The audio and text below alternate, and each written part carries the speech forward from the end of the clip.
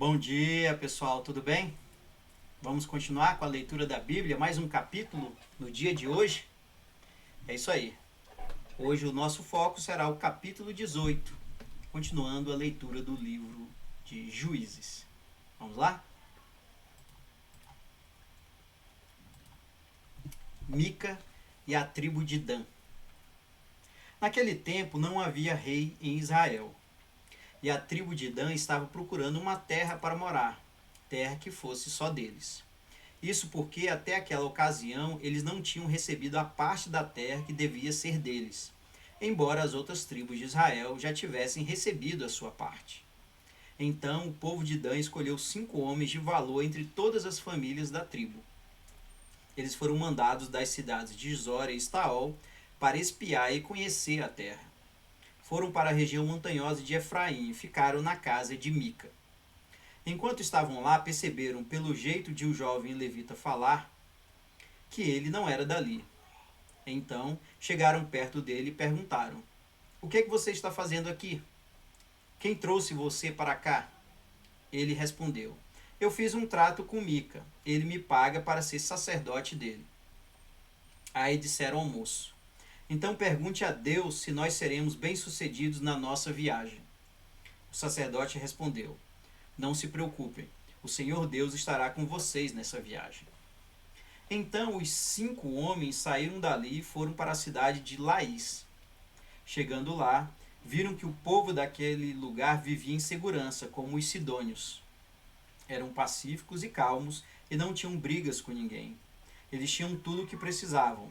Moravam longe dos sidônios e viviam afastados dos outros povos. Quando os 5 homens voltaram para Zora e Estaol, a sua gente perguntou o que eles haviam descoberto. E eles responderam: "Vamos atacar. Nós vimos a terra e ela é muito boa. Não fiquem aí parados. Vão depressa e tomem a terra. Lá vocês vão ver que o povo não desconfia de nada. A terra deles é grande e tem tudo o que preciso. E Deus a está dando a vocês."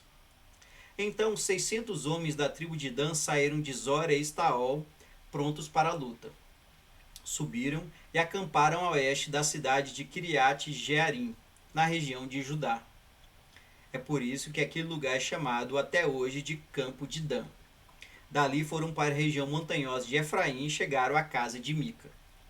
Aqueles 5 homens que haviam ido espiar a terra ao redor de Laís disseram aos seus companheiros: "Vocês sabiam que numa dessas casas há um ídolo de madeira folheado a prata?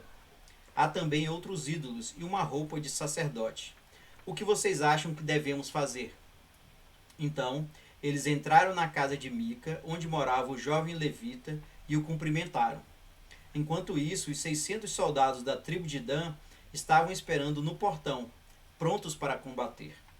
Os 5 espiões entraram na casa, pegaram o ídolo de madeira folheado a prata, os outros ídolos e a roupa de sacerdote. O sacerdote tinha ficado no portão com os 600 soldados armados. Quando os homens entraram na casa de Mica e pegaram os objetos sagrados, o sacerdote perguntou: "O que vocês estão fazendo?" Eles responderam: "Fique quieto, não diga nada. Venha com a gente e seja o nosso sacerdote e conselheiro. Você não gostaria de ser o sacerdote de uma tribo inteira, em vez de ser sacerdote de apenas uma família?" O sacerdote ficou muito contente, pegou os objetos sagrados e foi com os espiões e os soldados. Eles deram meia volta, puseram na frente as crianças, o gado e os seus bens e partiram.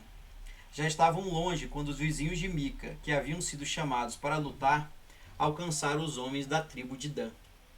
Estes, ao ouvirem os gritos dos que vinham atrás deles, deram meia volta e perguntaram a Mica: "O que há para que toda essa gente?" Ele respondeu: "Vocês ainda me perguntam o que há? Vocês me tomaram os deuses que eu fiz e o meu sacerdote e foram embora. O que foi que sobrou para mim?" Os homens de Dan disseram: "É melhor você não falar mais nada, porque esses homens podem ficar zangados e acabar atacando vocês. Nesse caso, você e toda a sua família morreriam." Depois de dizerem isso, os homens de Dan partiram. Mica viu que eles eram mais fortes, então voltou para casa. Os homens da tribo de Dan levaram as coisas que Mica haviam feito e também o sacerdote dele. Aí foram e atacaram Laís, aquela cidade de povo pacífico e calmo. Mataram os seus moradores e queimaram a cidade. Não havia ninguém para salvar aquela gente, pois Laís ficava longe de Sidom, e eles não tinham contato com outros povos. A cidade ficava no vale, perto de Bet-Reob. A tribo de Dan construiu de novo Laís e ficou morando ali.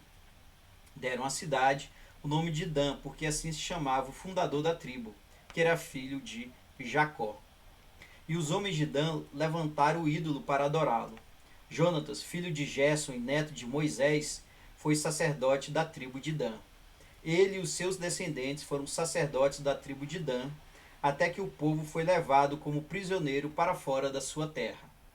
E o ídolo feito por Mica ficou com eles durante todo o tempo em que a casa de Dan, de Deus, esteve em Siló. Era isso, pessoal. Vamos agora para a minha reflexão.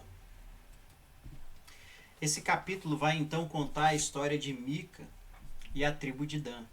Vejam que o ídolo construído e mantido por Mica foi usado para garantir a vitória da tribo de Dan na luta que eles tiveram contra a cidade de Laís.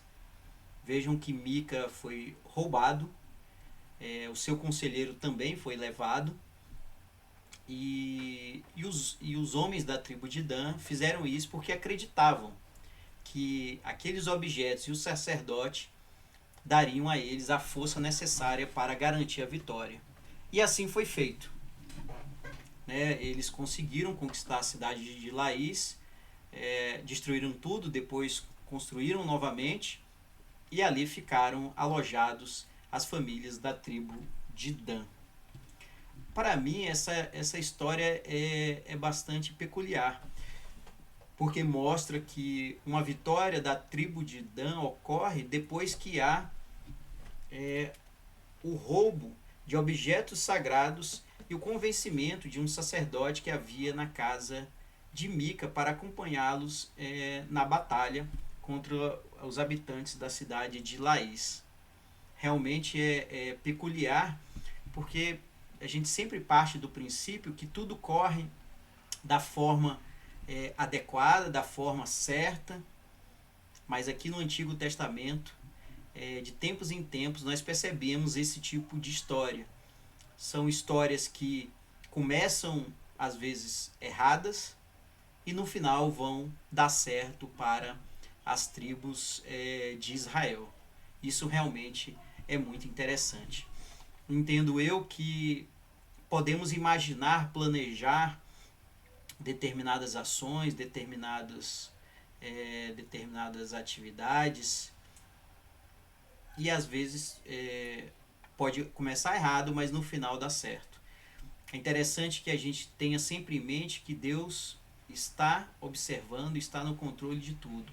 Então vamos colocar realmente tudo que nós fazemos para Deus, no caminho de Deus, para que no final tudo dê certo. Era isso, pessoal.